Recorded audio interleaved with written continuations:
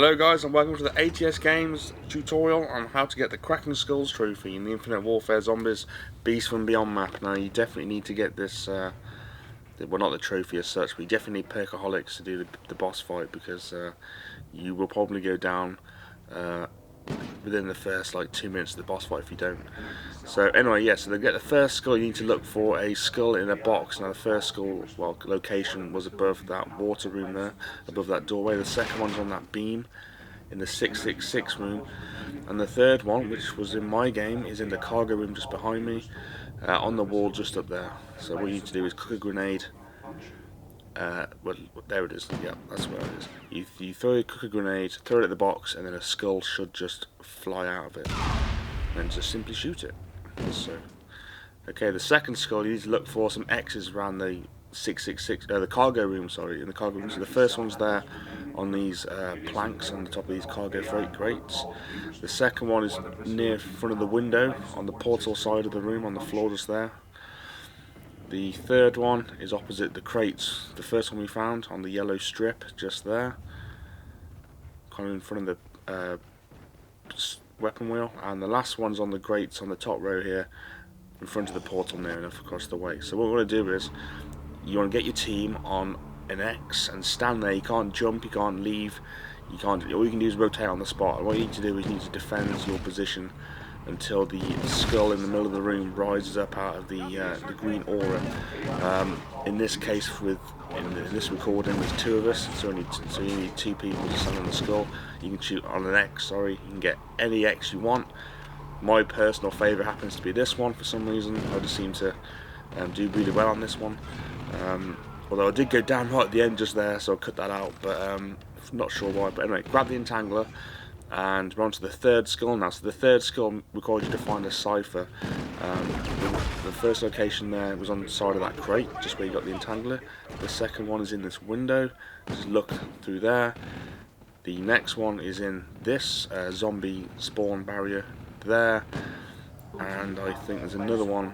Well, in my game, my experience, there's these four under the table with the alien on it. He was kind of just there. Look, now it's kind of trial and error, and all you got to do is just look at the symbol, and if you get it right, it'll expand and disappear like that one did. If you don't, make a note of which symbol you looked at, and then on the next round, look at a different symbol in those spawns. Okay, so the fourth one is this trail. This can be a little bit difficult. What you want to do is stand on the X in the green floor, and a couple of seconds, and then a skull will appear. It'll be pink or green, depending on what the colour of the skull is depending on what trail you have to follow. So in my case it was pink, so I have to walk into all these little pink angel things on the floor. It can be quite tricky at first, took me a couple of attempts. If you go the other way, which takes you through the corridor and up the stairs and into the 666 room, I kind of struggle in the canteen area because you can't quite see them. But yeah, so this is quite the easier way, I find. So follow the trail, and there you go, there's your third skull. So that's the fourth skull, sorry. Okay, so the fifth skull is a chessboard, a chess piece. The 8 queens puzzle will spawn on the chessboard in the canteen. You want to find 8 queens and position them around the map. So position them on the board where each queen can't attack another queen, basically. So if you're any good at chess, you'll know that a queen can pretty much move anywhere across the board, up, down, left, right, diagonal. So you want to position it in a way that no queen can attack the other queen. So that first spawn was there. The second one's in the ladder in spawn. Bang that on the table. I will link a page in the description which automatically solves your chessboard puzzle for you. So all you got to do is tell the page where the starting queen is, and it'll figure it out for you. Okay, so I'm kind of messed up here, but the next queen is just under the corner of that table there. I found it eventually. There we go. Grab that, bang that on the table, or chessboard even. Was that the right one? No. There we go. Right, we're good. On to the next one. So the next one is on the way towards the Pack-a-Punch portal outside, and it's just here, right by the door, by this little strut here. So grab that and then put that on the chessboard. Safety are our top priority. As Zeta Corporation, you know. It's the right thing to do. Okay, so the fifth one is underneath the computer room where you do the mini puzzle to get the Venom X, just there on the floor. And grab that. Or the facility's power and life support systems will malfunction.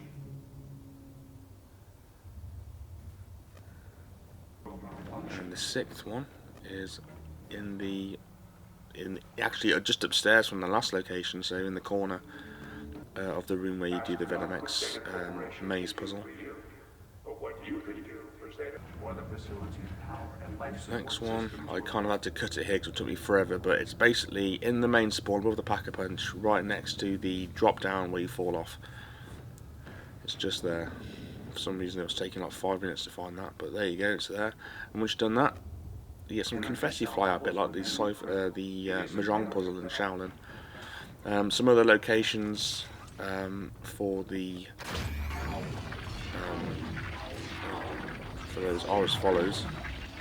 So basically what you're going to do is get the Entangler gun, grab a helmet, and then you want to just take it to the morgue room, the med bay, aim at the green monitor at the back of the room and just shoot it at that, and it breaks the monitor and breaks the force field, and the chest piece could spawn on those scales there.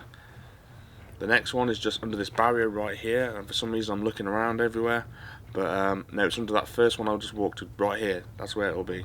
It won't be over here. I don't know why I'm looking over there, but that's where it could be. Another potential possibility is in the cargo room, just down here on these under this light. It could be there on that metal grating. So have a look there. The next one behind this sofa down the side of here. By the containment chamber computer there, just in the corner there. Okay, so once you've done that, you need to find 3 pieces of paper to type a code in at the arcade machine. And there's one here next to a little tray in the canteen area. Make a note. What I did is take a photograph on my phone of the codes and then enlarge them, and then what I did, I also drew them out on an old bill and did it that way, figured it out. But they can be upside down or back to front, so you need to kind of rotate them around a bit so that they fit together and make a code. So so just aiming at the screen, make a note of the paper shape, so all the rips, draw it out on a piece of paper. I find it easier, and then you can kind of mess about with it then. And it takes me about 2 minutes to figure it out. And once you've done that, just type the code in. Obviously here you can see me, I'm trying to type in various different codes to get it to come on, and I'm unsuccessful, so I'm just rotating my bill around with all my drawings on until I finally get the code, and eventually it comes on. So grab all your mates in the lobby, get them to press square on the arcade, and then you'll get transported inside the machine. Now what you want to do in this variation of Skullbuster, Ghost and Skulls, whatever it's called, is you want to just basically just make combos. So you want to be making chaining skulls together. So what we do as a general rule is just make all the just fire green cubes at the skulls, and as you can see, like a little kind of link then forms between the skulls. And what you want to do is link a whole row together, and once you've done that, grab a nuke of the same colour and shoot it at your combo. If you shoot a different coloured nuke at the console, so if I shot a red nuke now at that top row, that whole row would then fly towards the portal and it'd all be dead. Well, the game would end, and you'd have to retype the code in and repeat the 6th step to get back into the arcade. So all you got to do is literally just type the code in that you have, go press square and come back. But anyway, yeah, so just make sure that and if you do get a wrong code, just shoot it away, shoot it into anywhere other than the skulls. Keep going down quite a bit in this game. I swear the lasers are lightning.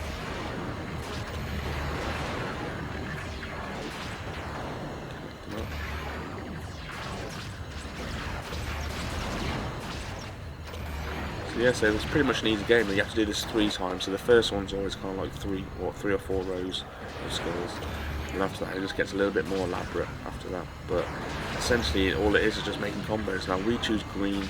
Obviously you'd have to choose green, but for us, green's just like our little, that's the colour we prefer.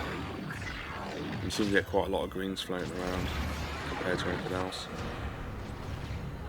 So there you go, and once you've done this mini game, you then get perkaholic, and you can go into the boss fight then with permanent perks, and if you get down, you'll just get back up again with all your perks. And you're definitely going to need it because the boss fight is an absolute pain in the ass. And I will load another video on the boss fight and what you can hope to expect when you start the boss fight, and what you need to be prepared for the boss fights, what guns and all that sort of stuff. So keep an eye out on the channel for that.